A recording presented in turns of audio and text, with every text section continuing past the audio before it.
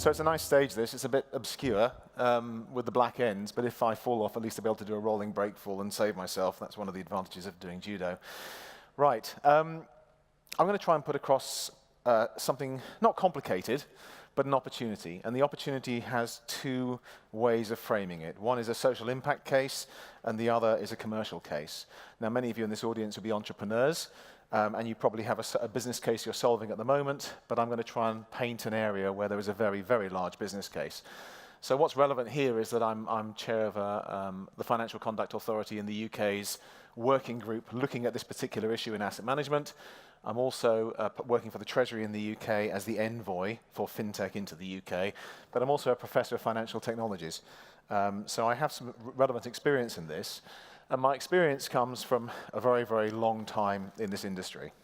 So I started out as a management consultant, looking specifically at the operational issues facing asset managers, and that would have been fine, that would have been exciting, except for the fact that things got really interesting in 2007. 2007, I was asked by the UK government to try and get the asset management sector to innovate. And they gave money away for free in the UK, grant funding, to help companies innovate. And I could not, despite my contacts, despite my interest in the sector, I could not sell free money to companies in the UK.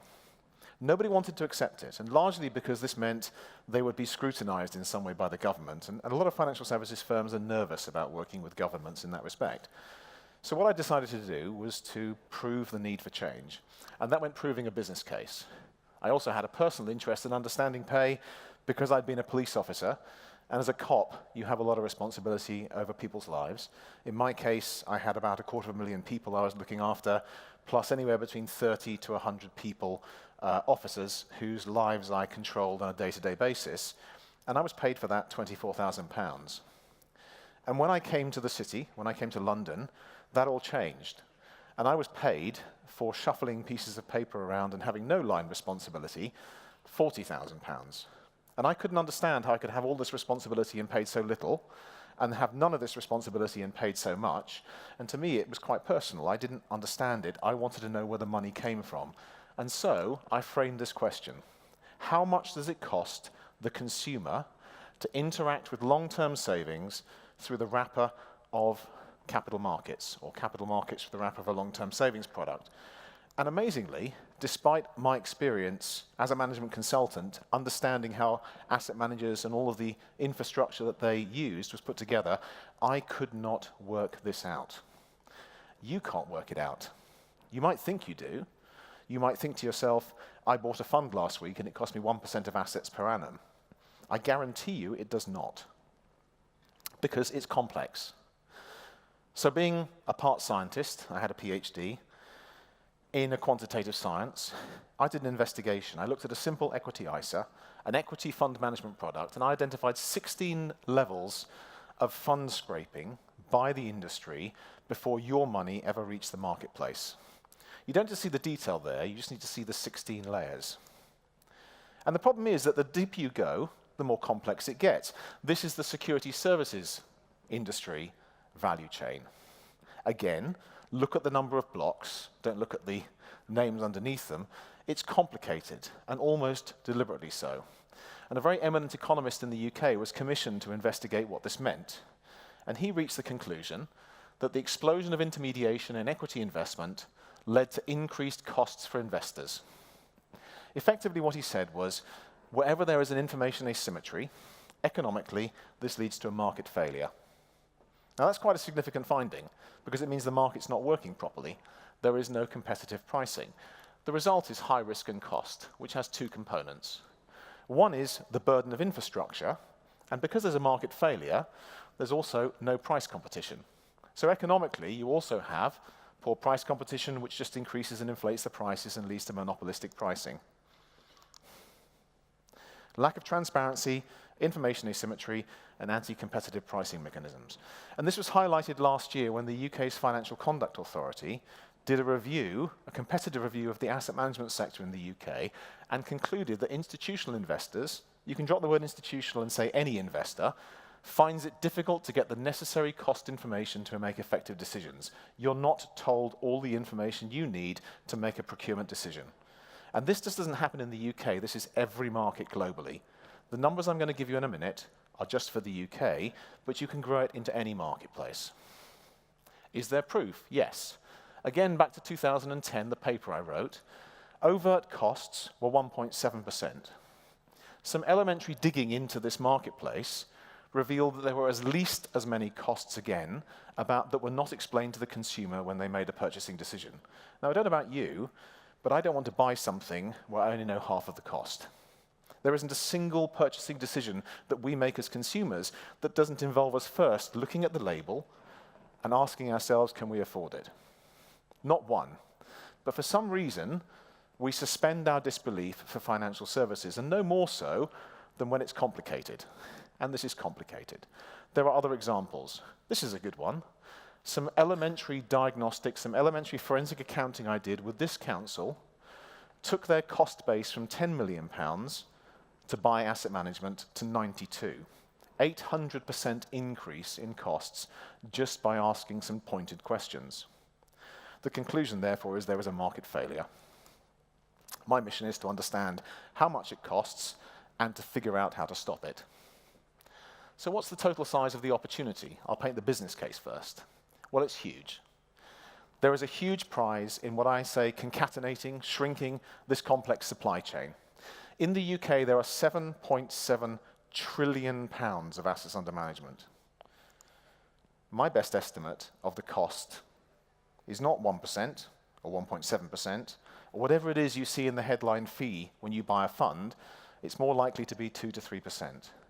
That means there's a marketplace out there of 200 to 300 billion pounds per annum that an innovator that can build something that shrinks value chains, and to the best knowledge I have, technology is the obvious way to shrink a value chain.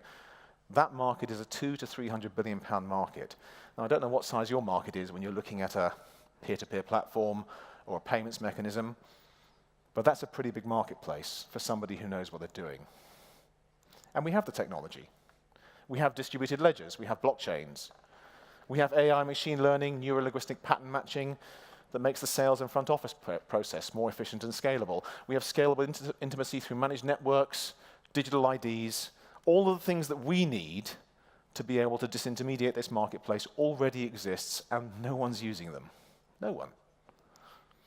So what can we achieve with this technology? We take complexity and we put it in a ledger, a distributed ledger. Now, I'm not saying it's easy.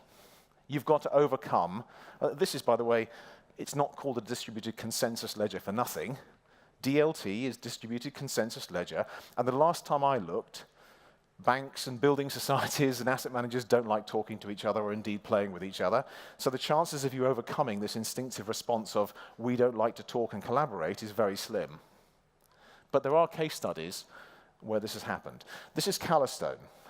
Calastone is an organization that does fund settlements in UK for the retail market.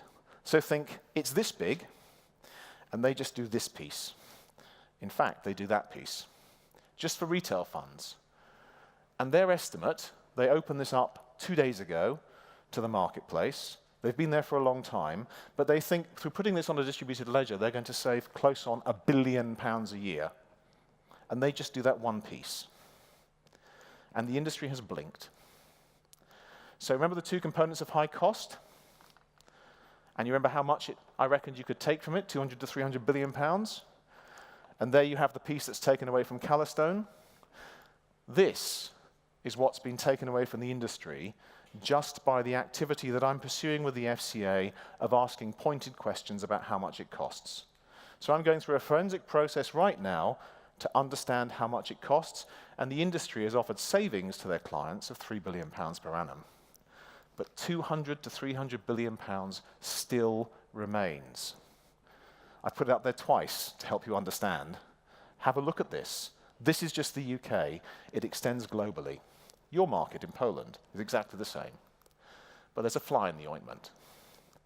This is what a custodian looks like if they put themselves on a distributed ledger.